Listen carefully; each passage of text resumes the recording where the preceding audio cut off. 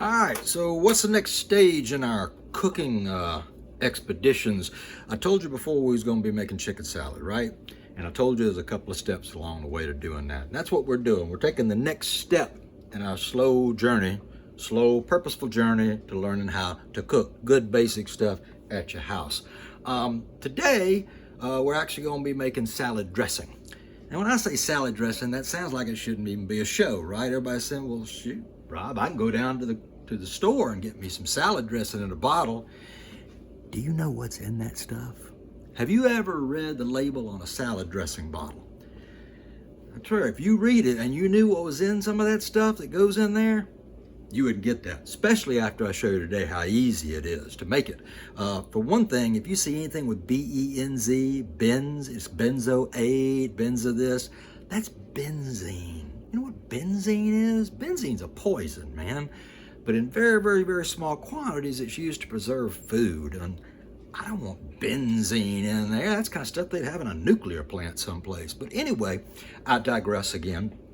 As you know, we're going to be I'm going to give you a lecture today, as I always do. I try to make it entertaining, and if you want to tune out and jump 5 minutes ahead, but you're going to miss the best part, because, you got to learn this stuff if you're actually going to be able to cook good stuff in your house.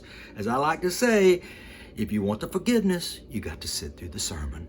I'm sorry, that's just the way it is. And for example, and if you want the free steak dinner, you're going to have to listen to the condo pitch. Okay, so that being said, good cooking, basically, I like to refer to it as an atomistic approach. That sounds a little technical, but I'm an engineer and I've got the kind of background, so I think of things in a technical sense. I measure things, I calculate them, I try different stuff out, and I write it down, and I make sure that every time I try something, there's 99% chance it's going to F up. And part of the deal is your failures are actually, there's a long road of failures all the way to success. And the reason being is every time you do something and it don't work out the way you want it to, that's one more way you know not to do it. Just don't do it over and over again. It's a fool that repeats the same mistakes. Wise man's gonna make mistakes. Fool repeats them. So I digress again, as I normally do. But the first and foremost thing about an atomistic cooking approach is you're gonna take whatever you were gonna cook and you're gonna break it down into the most atomistic approach. You're not looking at molecules here, we're talking atoms, which means you're going to break it down to the most basic components and then you're going to assemble those together. Now, two reasons that makes good sense. Number one is you know exactly what's going in your food. That's very, very important this day and age because there's a lot of stuff out there. And like I said, like with a salad dressing, you say, well, I can just buy it in the store. Well, if you buy it in the store, you can't change the way it tastes. You can't fine tune it. You can't tweak the recipe. But the worst thing is it's got all kind of stuff in there you don't want in it. And the only reason it's got all that stuff in it is because somebody out in California made it. They tried to make it as cheap as they could. In order to thicken it up a little bit, they put stuff in it like gar gum and xanthan gum, which, there's a place for that, but not in what we're cooking today.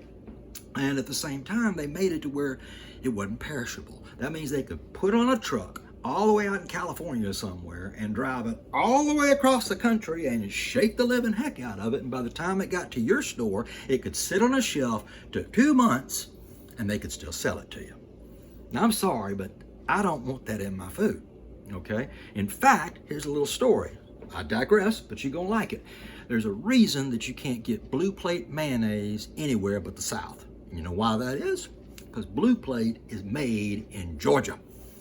Made in Georgia. I believe it's at a plant in Atlanta. But anyway, Blue Plate was all the rage when it first came out. And everybody wanted Blue Plate mayonnaise. And of course, it's good stuff. If you like Blue Plate, if that's your thing, that's your thing. And when you get, married to a brand like that, I know a lot of people like Duke's.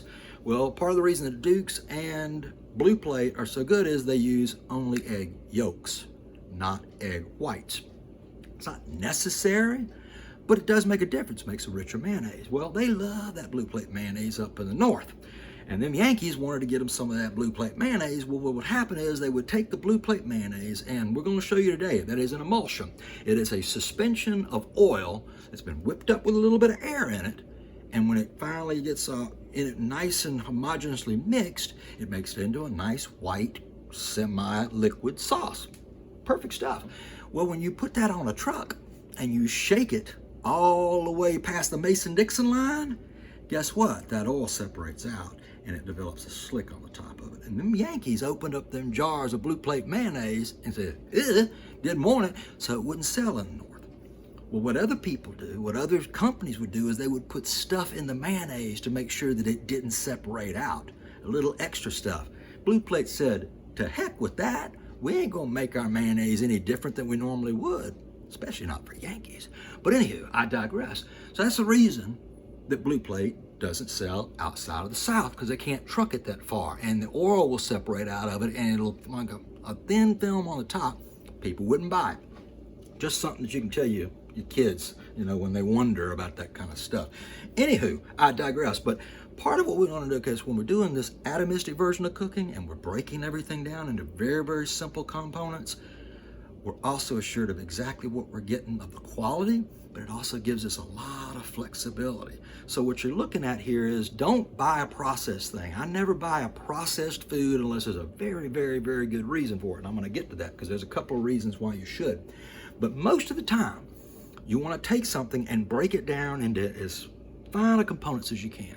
And in fact, when you see the ingredients I'm going to be putting in this dressing today, and this is a mayonnaise-based sauce, and we're talking about mayonnaise, but you don't want to do a whole show just on mayonnaise, although I could.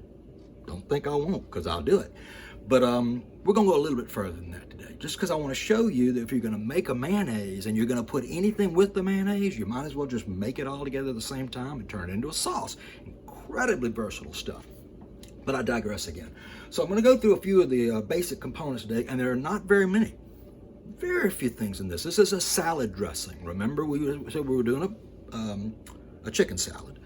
Well, what we're going to do is we're also going to make the mayonnaise that is the base of the salad, and then we're going to add about 2 or 3 other things in it, and that'll create the dressing that we use. Now, why do I want to make that separate from my chicken salad? I'll tell you why. Because chicken salad, once you learn this, it's so versatile, you can add it with shrimp and make a shrimp salad. You could take this same stuff, put it with potatoes, boiled potatoes, make you a potato salad. People don't think about this, but potato salad and chicken salad, very, very much the same. In fact, all you're doing is tweaking your sauce a little bit. Well, when you make it from scratch like this, it is easy. You think it's hard. It's not. It's easy, easy peasy. But once you make it from scratch, you can tweak it and fine tune it the way you want it. That's what makes it so good. So I'm going to go through a few of the ingredients. You're going to freak out when I tell you this. But we're making a chicken salad sauce, and we're going to start out basically with oil. Okay? Regular canola oil.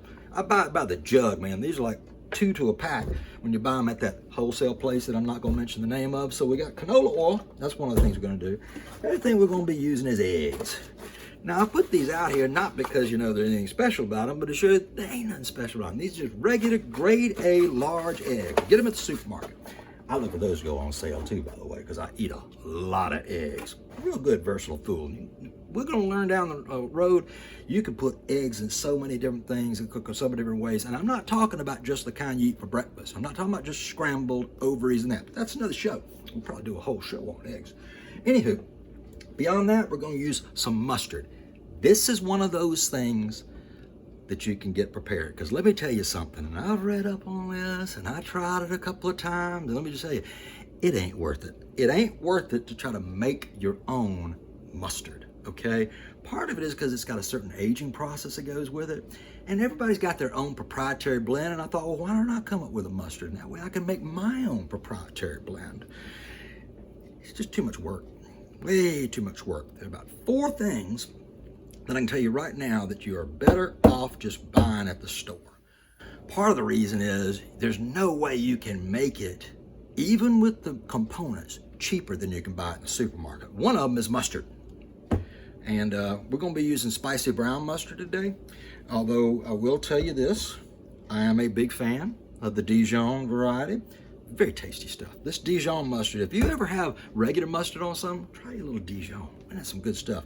But I was reading on the labels on these, and this is something a lot of people might not know. But the spicy brown mustard, because it's got, the only reason it's spicy brown is because it contains both brown seeds and yellow seeds. 2 different kinds of mustard. And that extra brown adds a little heat to it. So it's already got a good spicy flavor to it. For that reason, spicy brown mustard actually has half the sodium of this stuff, the Dijon. So I'm using the spicy brown because, like I told you before, I'm trying to cut down on my salt. The other thing we're going to be putting in it is pepper. Now, I know you probably just grab pepper out of pre-ground out of a package, or in a shaker like you see in the diner. Problem is, it's been sitting around for a while, and so as a result, depending on how old the pepper is, it will actually vary in the intensity of its flavor.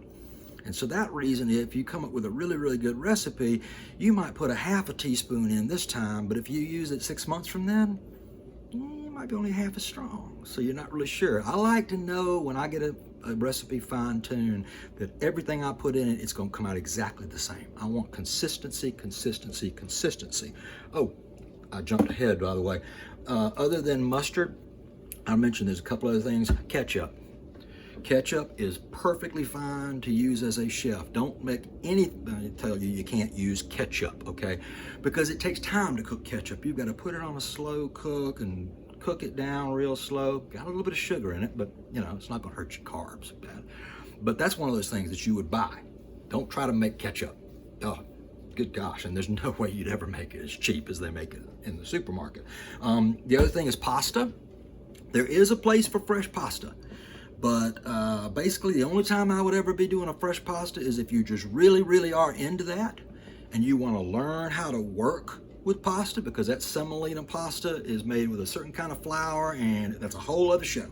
But at the same time, if you were going to make a lasagna, or if you're going to do ravioli, or maybe a tagliatelle, something that you wanted to mix things into it, and there's a place for fresh pasta. But in reality, fresh pasta and dry pasta are two different things, and they have two different applications. And most everybody that I know of, when we cook our pasta, we're going to go into a spaghetti, or maybe into a fettuccine alfredo. That's an al dente pasta. You want it to come out a little bit chewy, and that's the reason if you make it ahead of time and dry it, that dried pasta will cook up differently in water. You put fresh pasta in a pot of water, man, you're going to hit it maybe 15-20 seconds, and then it's going to turn to mush.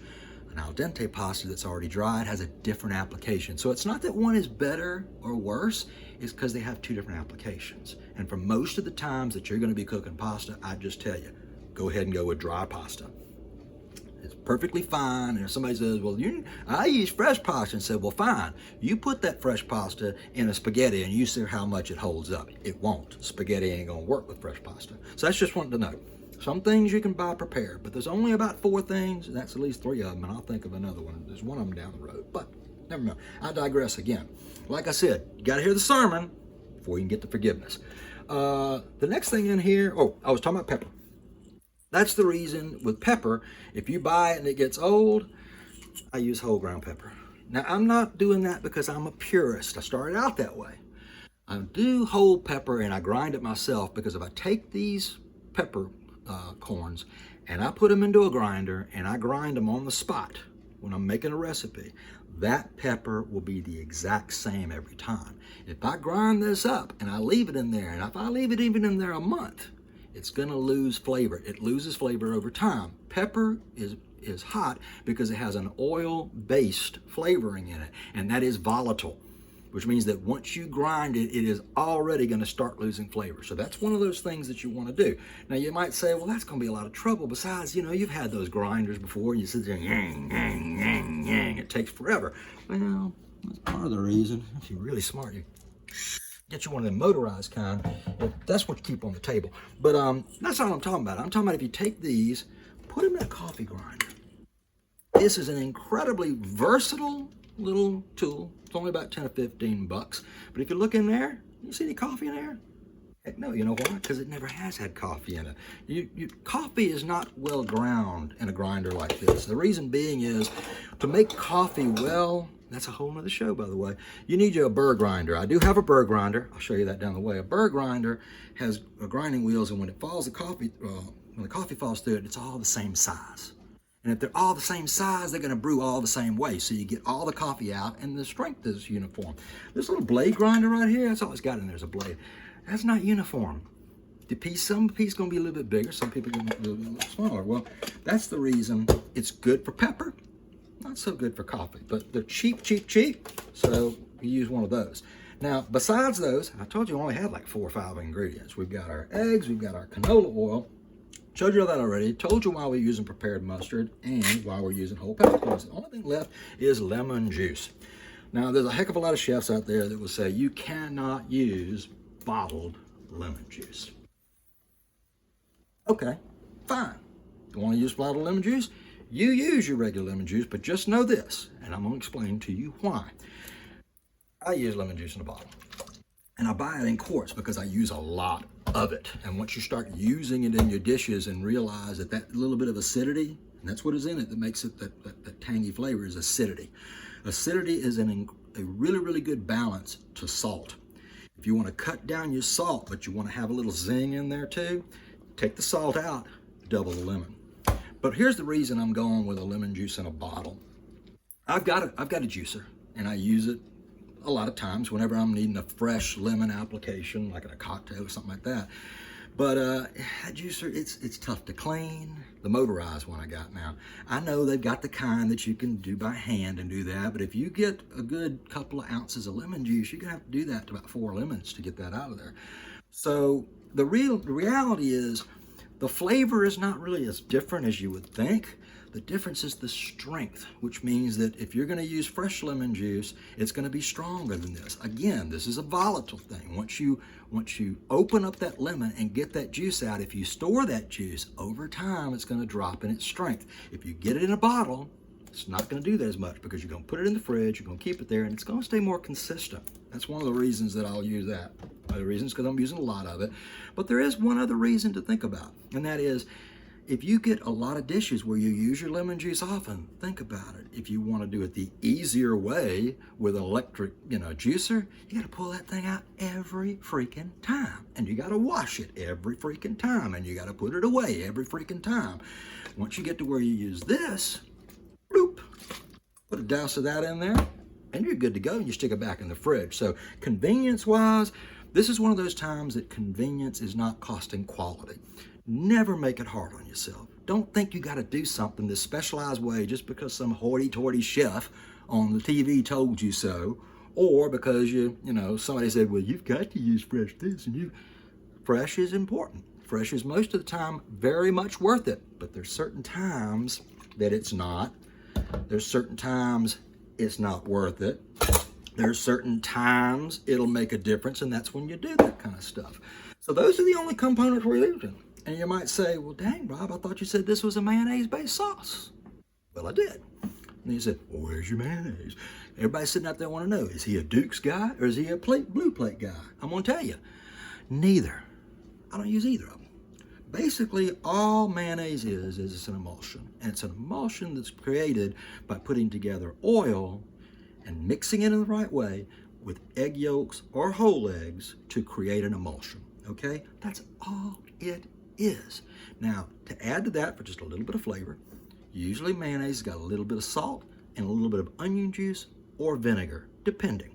Both lemon juice and vinegar are both acids. So that's what gives it that zing. And you need a little zing in your mayonnaise, otherwise it wouldn't be quite right. But all the different mayonnaises are out there, just like all the different hot sauces. They got the same stuff in them. It's the same stuff in everything you buy. Why do they taste a little bit different? Because they got slightly different recipes as far as the ratio. How much of this, how little of that. That's the only thing that makes a difference in your mayonnaise. And if you're going to make it from scratch, you're going to make it a heck of a lot cheaper. You ain't got to worry about it going bad in the fridge. And basically, anything that we use mayonnaise in, and there's a lot of things we'll use mayonnaise in, you might as well just make it when you make what you're going to make. And that's what we're going to do today. We're going to make a mayonnaise, and then we're going to take that and use it as the base to make the dressing that we're going to make on top of that. Because all we're really adding to what would normally be a mayonnaise, we're going to add a little bit of mustard, we're going to add a little bit of pepper, and we're going to add a little bit of lemon juice.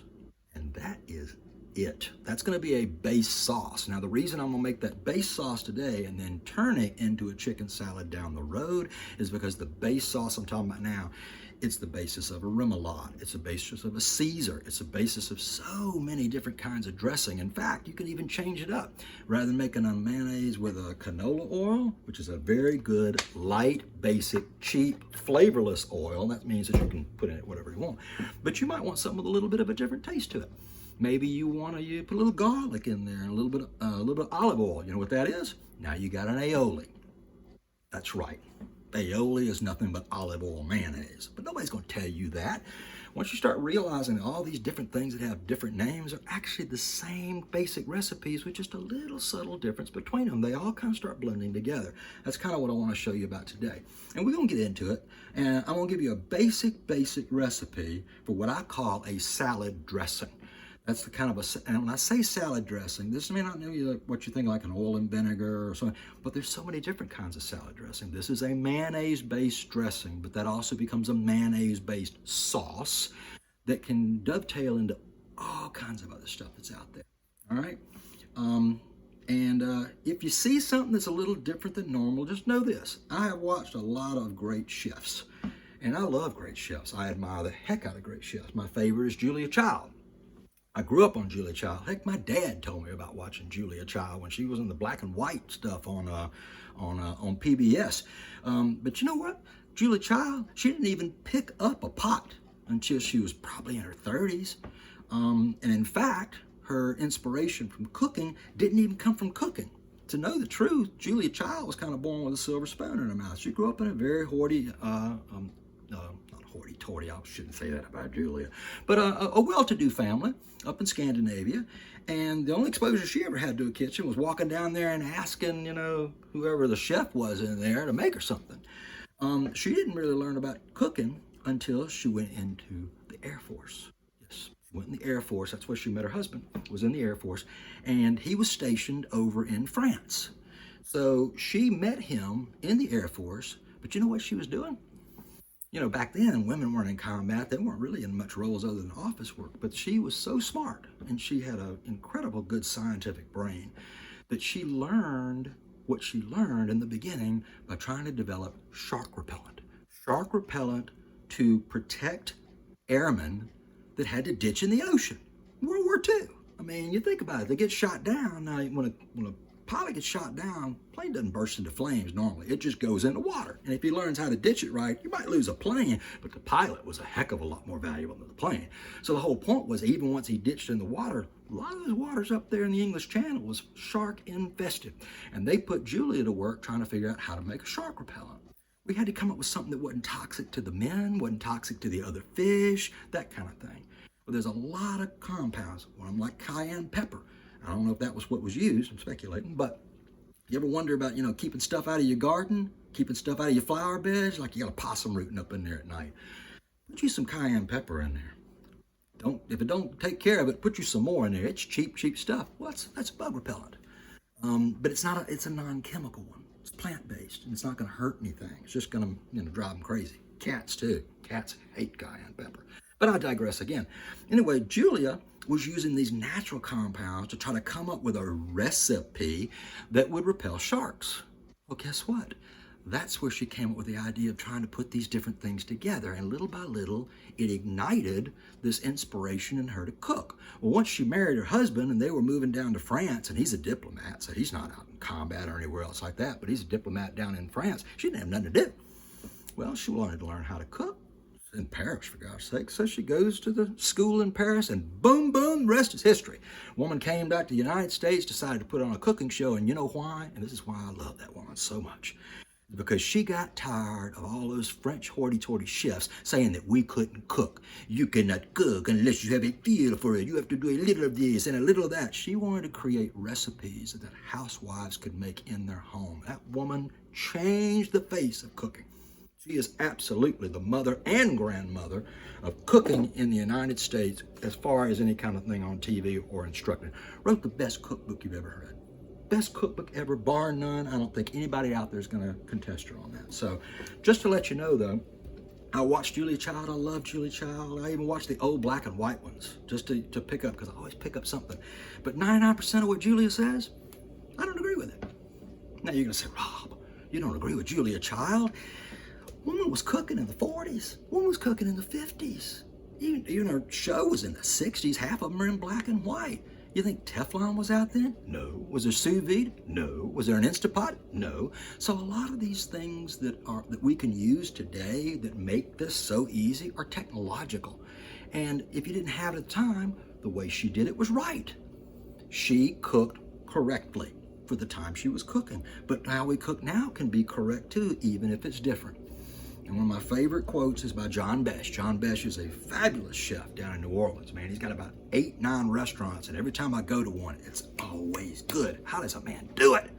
8 restaurants, and he keeps them all the same way. Anyway, but he said it best. He said, you know what's the right way to cook?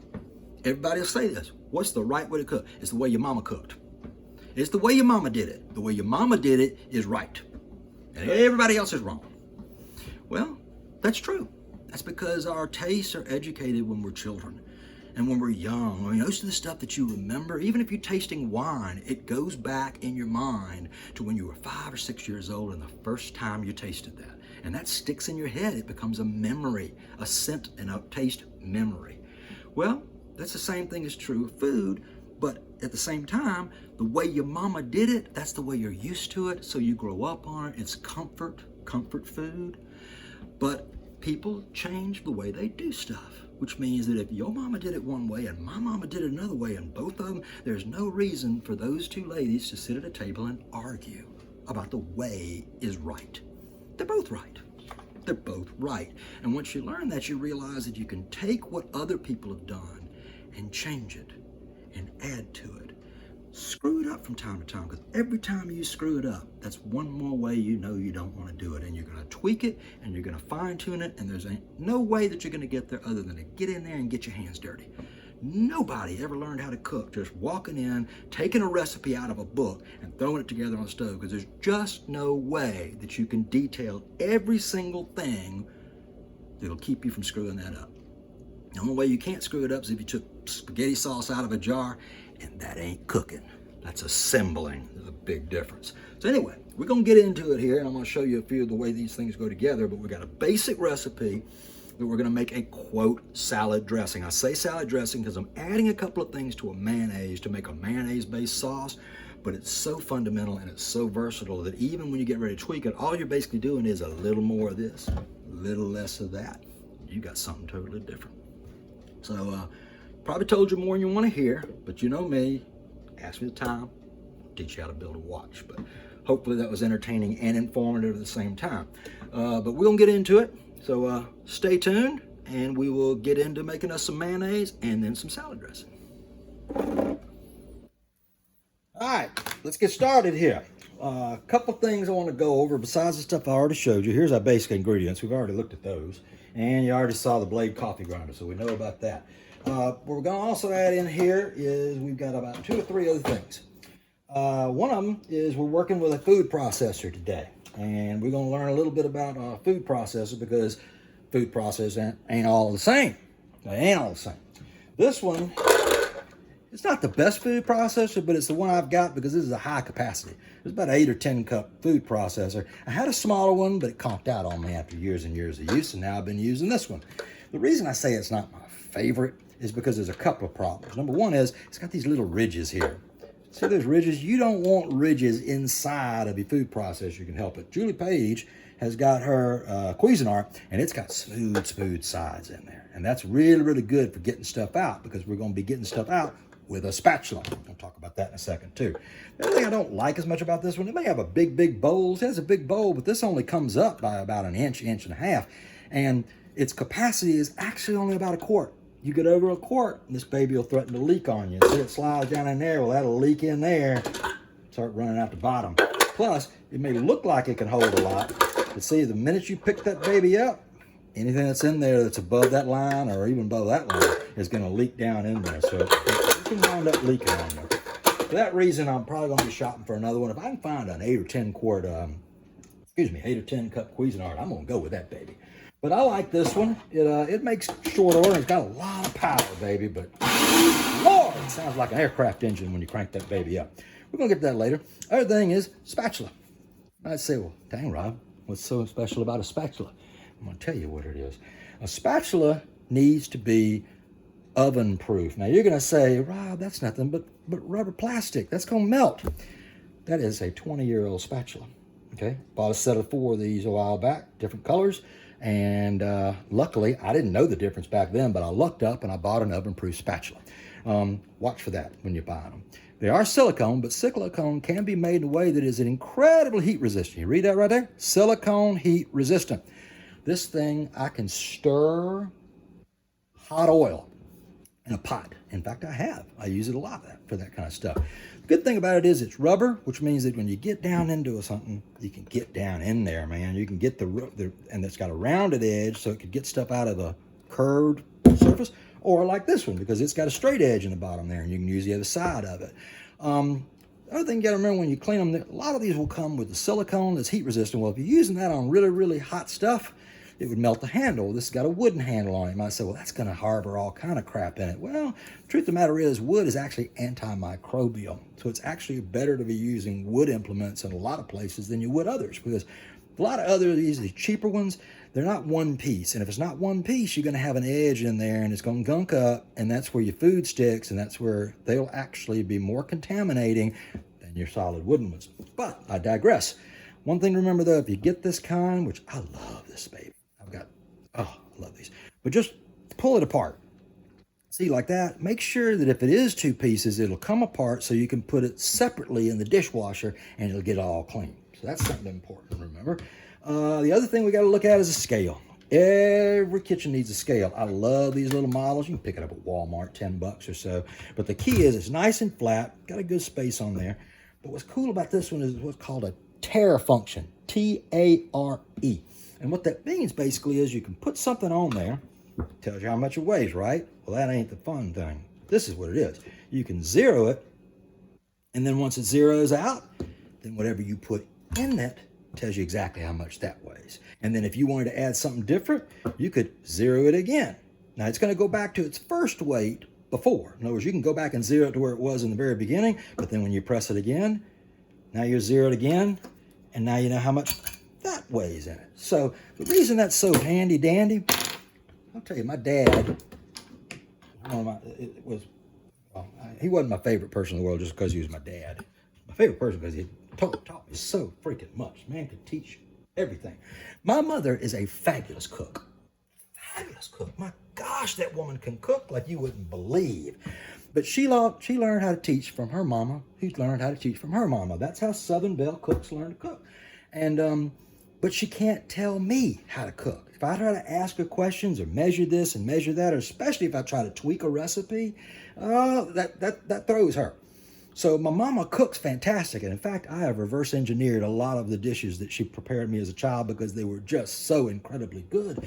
But I had to learn how to do them on my own. I had to learn how to component things and self-taught. My father taught me how to cook. My father would show me things and teach me things, and he would break it down in a way that I could learn it from him. And I mean, my dad was teaching me how to cook when I was 13 years old, man. I knew how to cut up a whole chicken when I was 13. Very proud of that fact.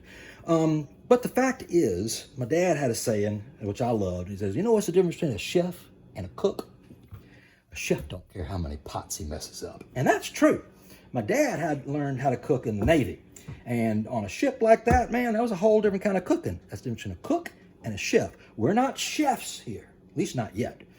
Definitely. But we're cooks, and we're worried about how many dishes we mess up. Well, everybody talks about mise en place, which is basically everything in place. They measure everything out ahead of time. They put it all in these little bitty cups and dishes and stuff. You just got stuff to wash. Now, if you ain't washing all that, you don't care. I cook at Julie Page's house. That's a self-cleaning kitchen right there. But she's my sous chef. So she'll clean up everything after me pretty good. But I'm still not trying to make work for the woman. Why make work for yourself if you don't have to? So what we're doing is, since we're going to be doing everything in our food processor, I can set that food processor on that scale, and I can zero it out, and then I can add each of my components in if I need to measure, and that's all ready to where I can measure how much they're all in there. So when I get ready to measure stuff, and I measure by weight, not by volume. The reason being is different things can weigh different things depending on how much they're chopped up, okay? A cup, you try to do a cup of basil leaves. You don't know how much a cup of basil leaves is. Yeah, eyeball it. I don't eyeball nothing. So the fact is I do everything by weight, not just because it doesn't mess up stuff, not because it's more convenient, but in part because it's so much more precise, all right? So we're going to show you that today too. It's an opportunity to kind of sneak in some learning on you while we're trying to teach you how to make a salad dressing. So first thing we got to do to make our salad dressing here, we got to make a mayonnaise. And you start out with eggs. And you know, I was talking about regular eggs. Now there's a very basic recipe that we start from. Might change depending on what we're making. But the first thing we're going to start with is 1 egg. And for every 1 egg, you use 1 cup of oil, 1 ounce of mustard, and 1/2 ounce of lemon juice, and 1/2 teaspoon of white pepper. Now that white pepper, you ain't got to get white pepper. You want black pepper, get black pepper. But I like the fact that white pepper doesn't show up in the dish. It's like people taste it, ooh, I taste that pepper, but they didn't see the black speck. So it's more of an aesthetic thing. So most of these chefs tell you to crack an egg on the counter. They say, make sure that you crack it on a flat surface so you don't pop any of those shells in there. Maybe.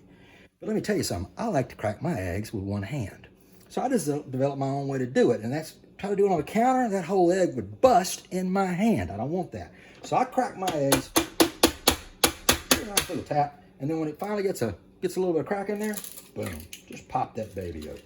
That way you got the whole thing in one little handy dandy. Now, I know y'all are gonna frown on this, and I made sure that I did it exactly the way I normally do it. Ain't cleaning up nothing for the camera. This is exactly what I do it in my own kitchen. I keep a bag of these eggshells in my refrigerator. You can tell that's almost full because I eat a lot of eggs. But anyway, every time you crack one, toss them in there.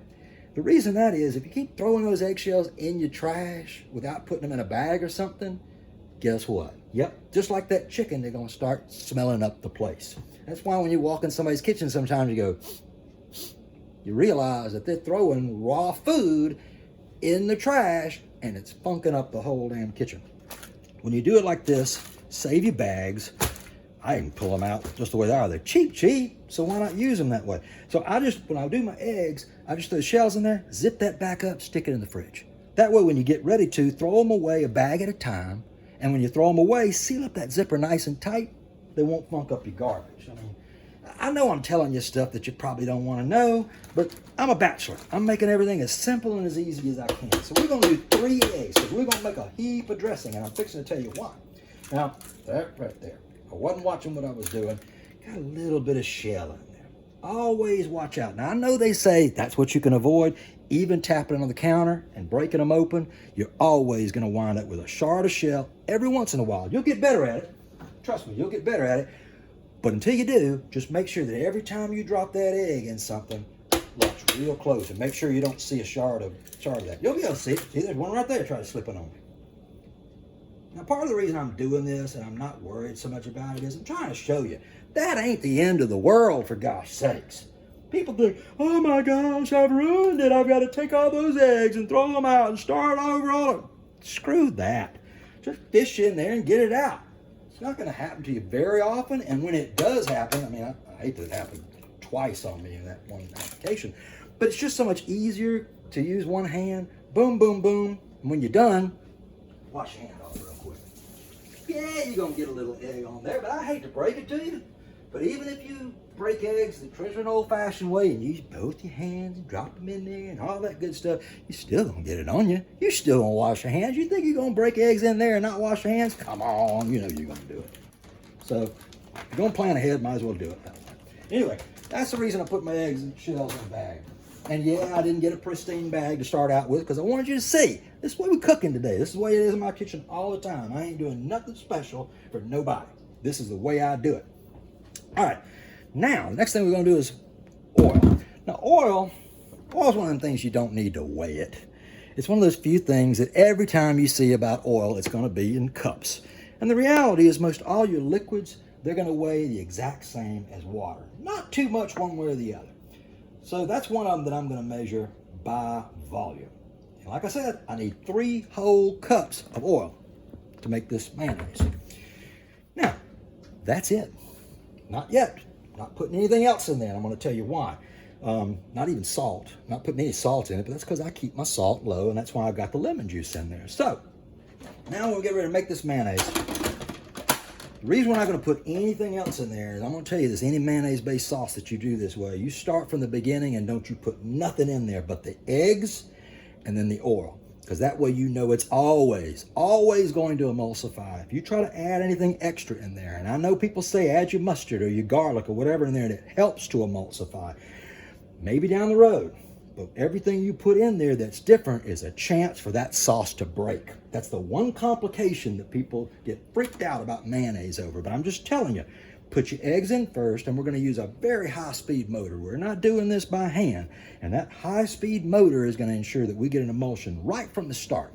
Can't talk in it because it's going to be loud as all get out. But the key is drizzle that oil in very, very slowly in the very beginning.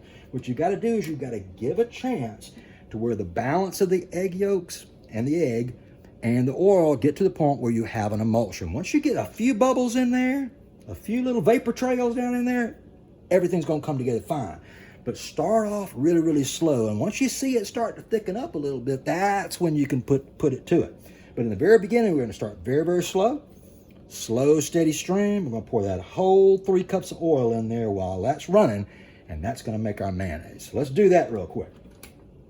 Well, ain't latched down good. Latch down real good. Good. All right. Well, starting off slow. Let them eggs get good and mixed. But then we're going to put the screws to it, or put the spurs to it. Kick that baby up. Now, drizzle, drizzle, drizzle.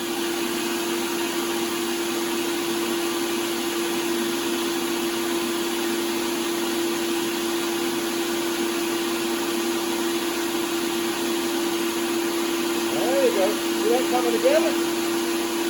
Now we can put the spurs to it. This is going to look a little water. It's a little bit of water. It's going to take all 3 cups.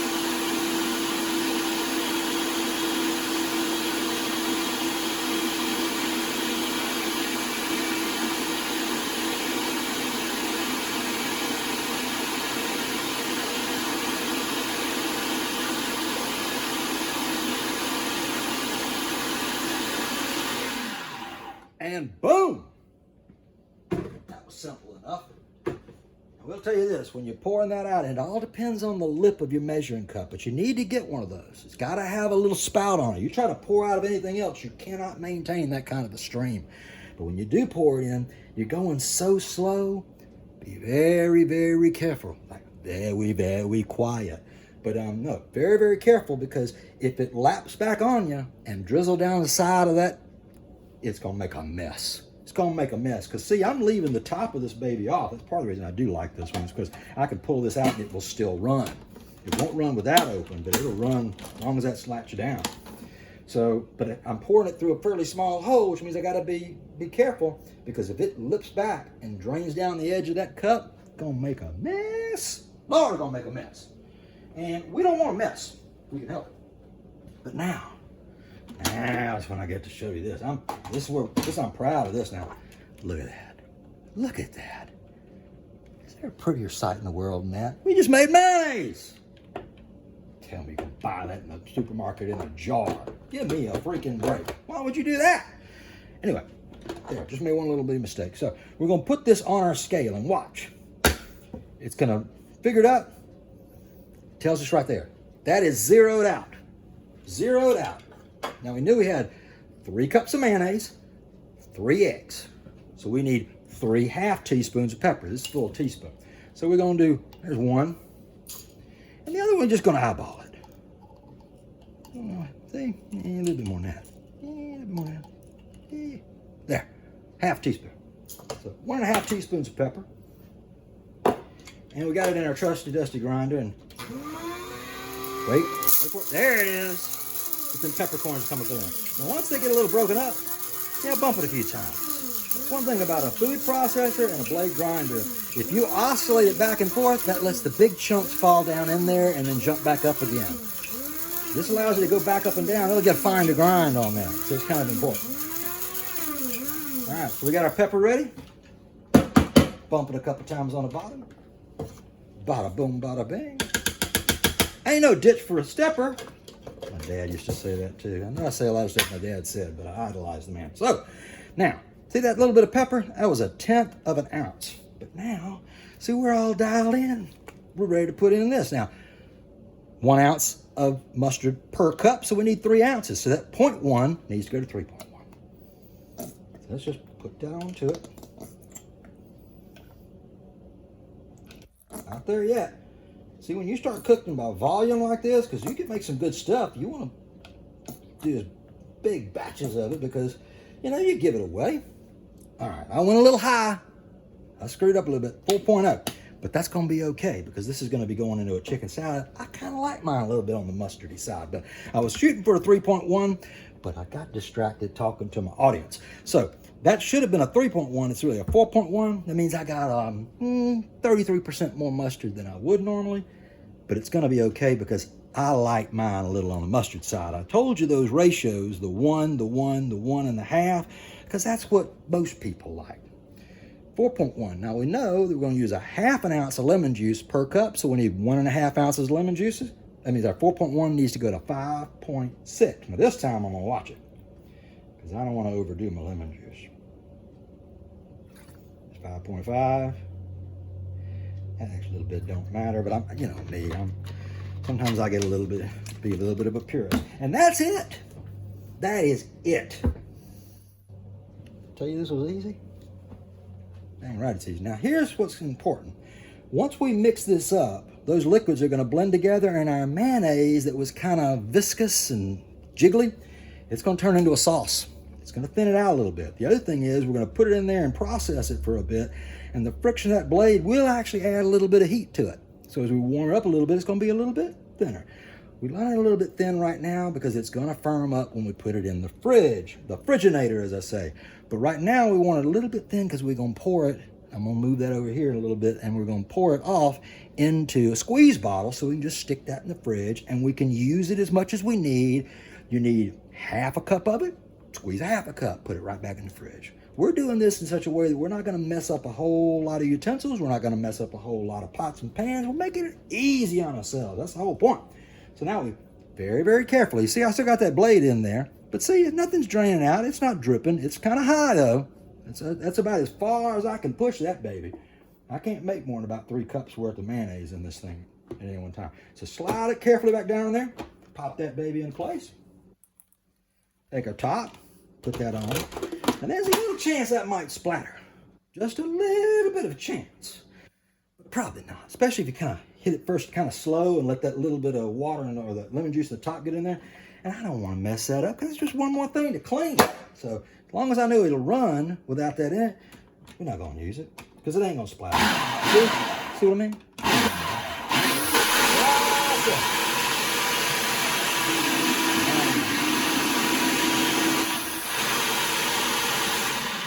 And that's it. You might say, well, wait, Rob, what's the rest of the show? That's what I'm trying to say. I got to spend a little time talking, but the rest of it I don't have to worry about. So that is our dressing. And look at that. See, it's still nice and thick, but it's pourable. It's pourable, and that's what we want. And it's not dripping. We put about the max on there. Look at that. We all the way up to the edge. We're on the max on that. Now, the next thing I got to do, I got to move over by the sink. So we're going to have to relocate, and we're going to take a little break, and then we're going to move over to the sink so I can show you what we're going to do with this next. All right, so we're by the sink. I'll show you why we're by the sink. We're by the sink because the next stage we're going to be doing here is we're going to put this into one of these squeeze bottles. I wised up a little while back and got some of these that are full quart size. And that's because I make a lot of sauces, and I like to be in a position, especially if I'm throwing a big party or something, that all my sauce and all my stuff that I need is in a bottle. That way I can just put a little on each dish and put it aside and be done. You get bowls out with spoons and all, it's going to make a mess in your kitchen. So anyway, got that right there. This is something else I want to teach you real quick about. This is what you call a canning funnel, because we don't want to just pour that straight in there. If we try to pour that straight in there, we're going to make a mess. And I've tried it, and yeah, I can get close to it, but you're going to make a mess. So this is a regular canning funnel. The problem with this, and the reason we're not using it, you notice it's just a little bit dirty. I'm going to use it for illustration, but it doesn't fit in on top of that. You're going to have a whole bunch of different kinds of vessels, different kinds of jars and stuff that you're going to use. Well, that don't quite fit in the top. So what we're going to do, I guess I got to get on the internet and buy me a funnel. Well, I got a bunch of funnels. Lord, I got this size funnel. I got small funnels, I got big funnels. The problem is the smaller your funnel gets, the narrower the neck is. A viscous liquid like this ain't gonna pour down it very well. So what I need is I still need a pretty good wide size on the bottom, but I still need something I can work with. And I don't have a funnel that's quite like that. So what am I gonna do? Don't laugh at me. I'm gonna show you this because you need to realize this. That's my funnel. Yeah. That's my funnel. Top of a half-gallon milk carton. Now, the reason I did that was because one day I needed to do that when I first got these, and I said, I don't have a funnel. And I can't put it off because now I got a big thing of salad dressing, and I made a huge mess. Well, I figured it out, and I cut the top out of that. Look at that, baby. Huh? Ain't no ditch for a stepper. Ain't no ditch for a stepper. The other reason I like this is I can hang my finger in there, and I can hold on to that, and I can hold on to the whole thing at one time. I'm going to show you why that's important. The reason we're going by the sink is, got a chance you might make a mess. And, you know, when you're doing about 3 or 4 batches of this at a time for a big dinner party or something, it can get that way. Like I said, it's still kind of liquidy. We're going to go over here by the sink. Don't lean that up too hard because I want to let that blade stay in there. If I don't lean it too much, that blade's going to fall over and it's going to make a mess. It's going to make a mess. Get just as much out of there as you can get. All right, now we're about full. Still got a little left in there. So I'm going to let that sit. But that one's full. But I still got some dressing in there. Now, the reason I did that was I'm going to make a chicken salad. You wouldn't make this stuff right now unless you were going to put it in at least one chicken salad. So I got enough to fill my jar up for later because I don't want to mess this bowl up and everything else any more than I have to. I got about 4 batches in here that I can make with it. But I got enough in there for one. That's enough right there for one chicken salad. So what we're going to do is we're going to take that leftover and I'm going to get me a container. This is a container I'm going to put the chicken salad in anyway. Now, this time, I'm not as worried about that blade falling out. So I can go ahead and get everything out of there. And that blade will fall out. All right? I'm going to leave that blade down there. I'm going to show you in a second why I'm doing that. But, because I'm not washing it off yet. But now this is where this comes in so handy dandy. Look at that. See? Just a couple of sweeps. And all that goodie will come out of there. And when you get down to the last bit of it, even if you were putting it in here, you could just dribble it over. If you take it and put it on the spatula, you can hang it on a spatula and then you can pull it off like that. And you can drip a stream pretty nice and thin off of there. I could probably thread the needle, put it through the top of that, but I don't need to.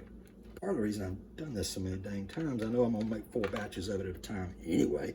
And when I say 4 batches, it's about a 3-to-1 ratio between your eggs, your canola, and the rest of your ingredients. So 3 cups is going to make you right a little over a quart. Now you notice here we made just a little bit more than a quart, and part of the reason was I had a little too much mustard. I like a little mustard. Now what we've made here, you ain't believe it, this is a remoulade because I got a little extra mustard in there. A little extra mustard makes a remoulade.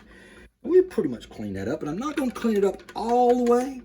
I'm going to show you because it's a handy dandy trick, and I know it's going to make a little more camera work, but I want to show you this little quick trick that I'm going to go back to my other countertop. All right, I cut off a little bit too early. Remember that blade? Be very careful. These things don't look terribly sharp, but they are. They will cut the flip out of you. Put that baby back in there. Don't worry, I'm going to wash my hands before we do anything else, but I don't like letting any of that go to waste. So anyway, that's where we're at. We're going back over to the counter so I can show you one more thing real quick. All right, we're back at the counter because I bring it back to the food processor. This seems insignificant, but it's not. I'm going to show you why. That blade that we had still got some of that gunk on there. Now you might think, well, you just got to waste that, Rob. You have to rinse it down the drain and throw it away because to try to clean that blade is more dangerous than it's worth. That is true. If you try to clean that blade, to get just that last little bit off of there, you'll wind up possibly cutting yourself. But here's the deal. Put it back in there. And when you see this, you're going to say, well, dang, Rob, everybody knows that. Bet you didn't know it till I showed you. Go ahead and put it back in there and hit it one time. Just hit it one time. That last little bit will sling that last bit. Look at there. Clean as a whistle. And I didn't have to even worry about cleaning it. In other words, I didn't have to risk putting my fingers and all on it, but I got that last little bit off. I know that's insignificant, but hey, I'm gonna teach you something. All right, the reason we're gonna get that last little bit off of there, coming back to our sink now, is we got a little bit left, but that's where you get that last bit. Now, I know people are gonna say, Rob, how much is that, an ounce? What is that? You know, heck, maybe not even an ounce. Well, I just don't want to run it down the drain. And if it's that easy to get the last bit, wouldn't you want to get it? That's what I mean by an engineer. An engineer will obsess himself over saying, I don't want to waste that, but I don't want to put a lot of effort into getting it out either. Now, if it was a lot of effort, I'd say, screw it. Like I said, value is the name of the game. This isn't about it being hard or being easy. If it's hard and it's worth it, do it that way. But if it's hard and it ain't worth it, don't do it that way. It's called value. Anyway, that's all we got left. And by the way, I did wash my hand before I took to that blade. Then we're gonna rinse that off real quick. And that has got oil. So I will tell you right now, if you ever do anything with oil, you're gonna want to put it in the dishwasher because that oil will cling to everything and you'll never quite clean it out, but that dishwasher will get to it. All right, same thing here. That last little bit, you can get in there with your fingers and get that out if you're really dedicated, but that's gonna be a little hard to get into. And I got a little bit here. Well, that gives me a head start on my chicken salad. And again, remember our tear scale? Now I can take another one of those containers that's the exact same size, put that on the scale, tear weight it, put that on the scale, and now I know exactly how much is in there. So I know my measurements. This is why doing by weight is so much better than volume, because you can do weight with a scale and not mess up a whole bunch of extra things. So there you go. That's all there is to it for today. We got that. I'm gonna put that in the fridge, and then we'll do some closing thoughts. I told you a little more than you wanted to hear, but I hope I broke it up a little bit to where you see there's so many things about cooking other than just cooking. Kind of like playing golf. If you play golf, you got something to talk about with everybody else out there that plays golf. And if you cook, you got something to talk about with everybody out there that cooks.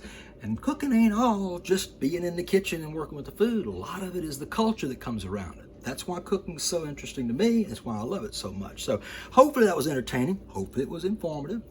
Good way to spend an afternoon. It's hot outside right now. And I want to tell you right now, in the heat of the summer, down here in the South, we actually have two winters.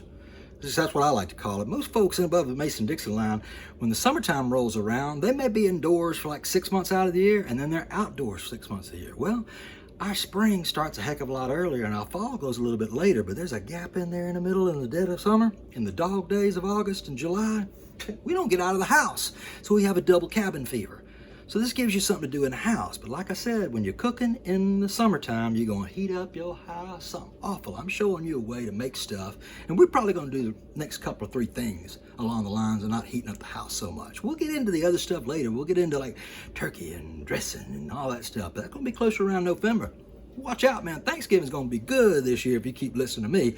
So you take it easy, enjoy the rest of your weekend, and make some chicken salad. Especially, well, you don't know yet, do you? Well, you put it this way. All we're gonna do when we make chicken salad, we're gonna throw a little bit of onion, a little bit of celery. I throw a few capers in there, but that's just me. Although I do rinse my capers before I put them in because they got a lot of salt on them. So, but you put that in, that's your basic chicken salad. Now, a lot of folks might say, well, yeah, Rob, but I like the chicken salad from such and such because they put grapes in theirs and they put walnuts in theirs. You want grapes? You want walnuts? Put them in. That's what I'm trying to show you is whatever you like in your chicken salad, put it in it. Whatever you don't like in your chicken salad, don't put it in there. Whatever you see in this, you don't like stone ground mustard, put a different mustard in there. You don't like white pepper, I don't like pepper, don't put it in there. You want a little bit of salt, put a little salt in there. But I like to wait and put my salt and pepper on the end. So anyway, that's all we got today. Hope you learned something. And peace out and have a good weekend.